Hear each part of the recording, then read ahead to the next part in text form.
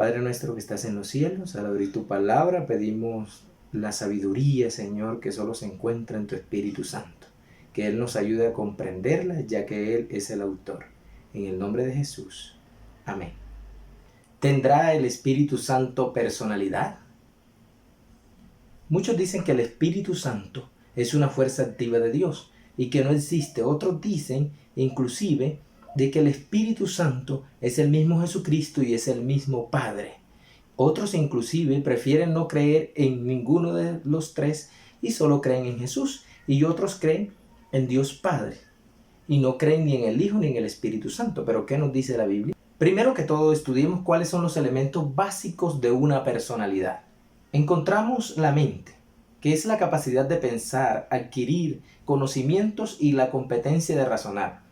Como segundo, la voluntad, que es el poder de decisión, la capacidad de realizar elecciones o la autodeterminación. Como tercero, las emociones y los sentimientos. Cuarto, la capacidad para hablar, enseñar, etc. Es decir, que si el Espíritu Santo cumple con estas cualidades, podríamos decir que tiene una personalidad. Vamos a los textos bíblicos. El primer texto bíblico está en Hechos capítulo 20, versículo 28, y dice la palabra de Dios: por tanto, mirad por vosotros y por todo el rebaño en que el Espíritu Santo os ha puesto por obispos, para apacentar la iglesia del Señor, la cual él ganó por su propia sangre. Como notamos, el Espíritu Santo aquí nombra, el Espíritu Santo coloca por obispos. La segunda cita está en 1 Corintios 2:11.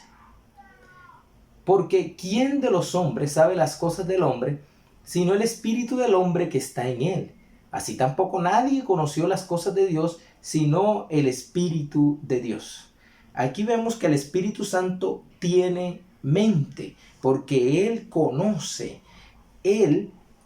las cosas de Dios. Otra de las citas las encontramos en Efesios capítulo 4, versículo 30, que nos dice: y no contristéis al Espíritu Santo de Dios, con el cual fuisteis sellados para el día de la redención.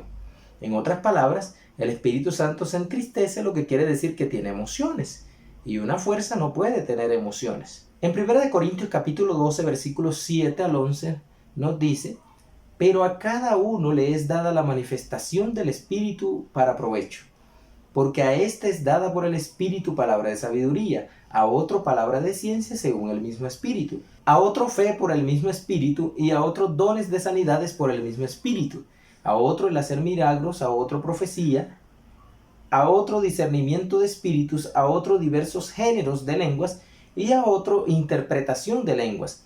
Pero todas estas cosas las hace uno y el mismo Espíritu, repartiendo a cada uno en particular como Él quiere.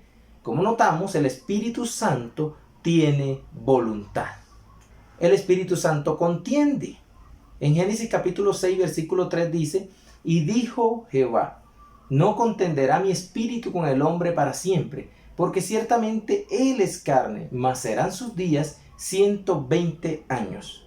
El Espíritu Santo contiende, y una fuerza no puede contender. El Espíritu Santo enseña.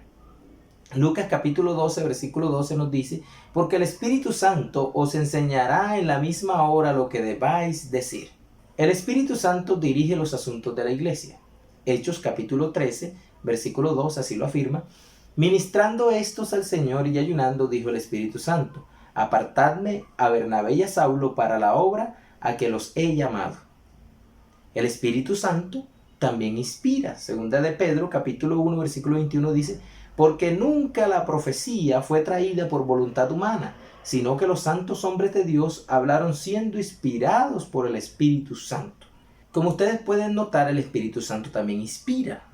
Y una fuerza no elige ni tampoco inspira. El Espíritu Santo santifica. Primera de Pedro 1:2 dice: elegidos según la presencia de Dios Padre en santificación del Espíritu, para obedecer y ser rociados con la sangre de Jesucristo, gracia y paz os sean multiplicadas. Aquí vemos que el Espíritu Santo está haciendo una obra de santificación en cada uno de nosotros. El Espíritu Santo también habla. Así lo confirma el libro de Apocalipsis capítulo 2 versículo 7. El que tiene oído, oiga lo que el Espíritu dice a las iglesias. Al que venciere le daré a comer del árbol de la vida, el cual está en medio del paraíso de Dios. Al Espíritu Santo también le podemos mentir. Así lo confirma Hechos capítulo 5, versículos 3 y 4. Y dijo Pedro: Ananías, ¿por qué llenó Satanás tu corazón para que mintieses al Espíritu Santo y sustrajeses del precio de la heredad? La Biblia también nos dice que el Espíritu Santo podemos insultarlo. Así lo confirma Hebreos capítulo 10, versículo 29. ¿Cuánto mayor castigo pensáis que merecerá el que pisoteare al Hijo de Dios y tuviere por inmunda la sangre del pacto en la cual fue santificado e hiciera afrenta al Espíritu de gracia? También el Espíritu Santo intercede. Romanos capítulo 8, versículo 26. Y de igual manera el Espíritu nos ayuda en nuestra debilidad, pues ¿qué hemos de pedir como conviene? No lo sabemos, pero el Espíritu mismo intercede por nosotros con gemidos indecibles. El Espíritu Santo también testifica, así lo dice Juan capítulo 15, versículo 26. Pero cuando venga el Consolador, a quien yo os enviaré del Padre, el Espíritu de verdad, el cual procede del Padre, Él dará testimonio acerca de mí. Aquí notamos que el Espíritu Santo cumple las condiciones para ser una persona. El Espíritu Santo guía. Juan capítulo 16, versículo 13 dice: pero cuando venga el Espíritu de verdad, Él os guiará toda la verdad, porque no hablará por su propia cuenta, sino que hablará todo lo que oyere y os hará saber las cosas que habrán de venir. ¿Quién es el que nos guiará? El Espíritu Santo, y nos hará saber las cosas que habrán de venir. El Espíritu Santo también convence. Dice Juan capítulo 16, versículos 7 y 8, pero yo os digo la verdad, os conviene que yo me vaya, porque si yo no me fuere, el Consolador no vendría a vosotros, mas si me fuere, os lo enviaré. Y cuando Él venga, convencerá al mundo de pecado, de justicia y de juicio. El Espíritu Santo también ordena. Hechos capítulo 16, versículos 6 y 7, y atravesando Frigia y la provincia de Galacia, les fue prohibido por el Espíritu Santo hablar la palabra en Asia. Y cuando llegaron a Misia, intentaron ir a Bitinia, pero el Espíritu no se los permitió. Aquí vemos la obra grandiosa del Espíritu Santo, aún interrumpiendo un hecho que ellos iban a realizar. El Espíritu Santo les dice que no. En este orden de idea hemos visto las citas bíblicas que nos demuestran que el Espíritu Santo tiene personalidad. Él actúa independiente, Él convence de pecado, Él nos guía a la verdad, Él es nuestro consolador. El Espíritu Santo testifica, el Espíritu Santo nos santifica. Entonces, ¿cómo podemos decir que el Espíritu Santo es una fuerza aislada o un poder, sabiendo que es el mismo Dios? Ahora vamos a leer las citas del Espíritu de profecía que nos confirman lo que la Biblia nos acaba de decir. La primera cita la encontramos en el libro de Evangelismo, página 447. Necesitamos comprender que el Espíritu Santo, que es una persona, así como Dios es persona, anda en estos terrenos. Aquí vemos que la sierva del Señor dice que el Espíritu Santo anda ¿dónde? En estos terrenos. Sigue diciendo la cita en el libro de Evangelismo. El Espíritu Santo es una persona, porque testifica en nuestros espíritus que somos hijos de Dios. El Espíritu Santo tiene una personalidad. De lo contrario, no podría dar testimonio a nuestros espíritus y con nuestros espíritus de que somos hijos de Dios. Debe ser una persona divina, además, porque en caso contrario, no podría escudriñar los secretos que están ocultos en la mente de Dios. También podemos encontrar otra de las citas en el Deseado de todas las gentes, página 625. El pecado podía ser resistido y vencido únicamente por la poderosa intervención de la tercera persona de la divinidad, que iba a venir no con energía modificada, sino en la plenitud del poder divino. Otra de las citas las encontramos en Evangelismo, página 446. Hay tres personas vivientes en el trío celestial. En el nombre de estos tres grandes poderes, el Padre, el Hijo y el Espíritu Santo, son bautizados los que reciben a Cristo mediante la fe. Y esos poderes colaborarán con los súbditos obedientes del cielo en sus esfuerzos por vivir la nueva vida en Cristo, Amén. No somos dejados solos. El Espíritu Santo nos va a ayudar a vencer las tentaciones. El Espíritu Santo nos va a decir en qué estamos fallando y así seremos santificados para la obra en la cual tenemos que realizar en esta tierra. No podemos vencer solos, necesitamos alguien mayor y ese es nuestro consolador, nuestro ayudador, nuestro guía, que es el Espíritu Santo de Dios. Otra de las citas la encontramos en Manuscritos Liberados, volumen 20, página 324. Dice: el Espíritu Santo es el consolador en nombre de Cristo. Personifica a Cristo, pero es una personalidad distinta. Porque muchos dicen y atacan de que la deidad no existe. Plan malévolo de Satanás para que no reconozcamos la tercera persona de la deidad, que es el Espíritu Santo. Otra de las citas la encontramos en el Evangelismo, página 448. El príncipe del poder del mal puede ser mantenido en jaque únicamente por el poder de Dios en la tercera persona de la divinidad, que es el Espíritu Santo. Amén.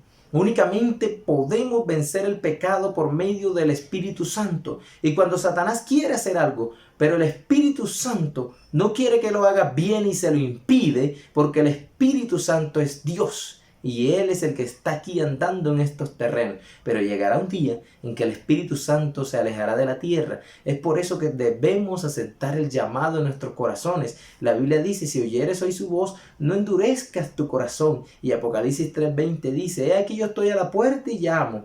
Si alguno oye mi voz y abre la puerta, entraré a él, cenaré con él y él conmigo. Hoy es el día de salvación. Hoy es el momento de aceptar la obra del Espíritu Santo.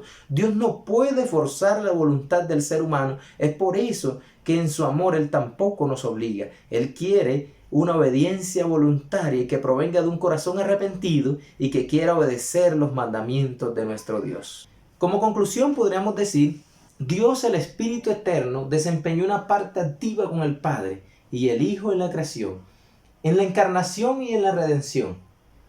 Es una persona de la misma manera que lo son el Padre y el Hijo.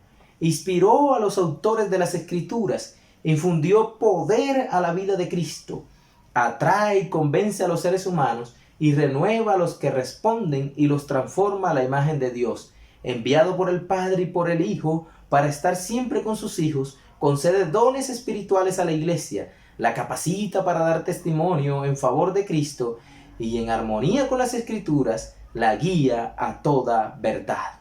Podemos también leer en nuestros hogares las siguientes citas: Génesis capítulo 1, versículo 1 y 2, Segunda de Samuel capítulo 23, versículo 2, Salmos capítulo 51, versículo 11, Isaías capítulo 61, versículo 1, Lucas capítulo 1, versículo 35, Lucas capítulo 4, versículo 18, Juan capítulo 14, versículos 16 al 18 y 26, Juan capítulo 15, versículo 26, Juan capítulo 16, 7 al 13, Hechos capítulo 1, versículo 8, Hechos capítulo 5, versículo 3, Hechos capítulo 10, versículo 38, Romanos capítulo 5, versículo 5, Primera de Corintios capítulo 12, versículo 7 al 11, Segunda de Corintios capítulo 3, versículo 18 y Segunda de Pedro capítulo 1, versículo 21.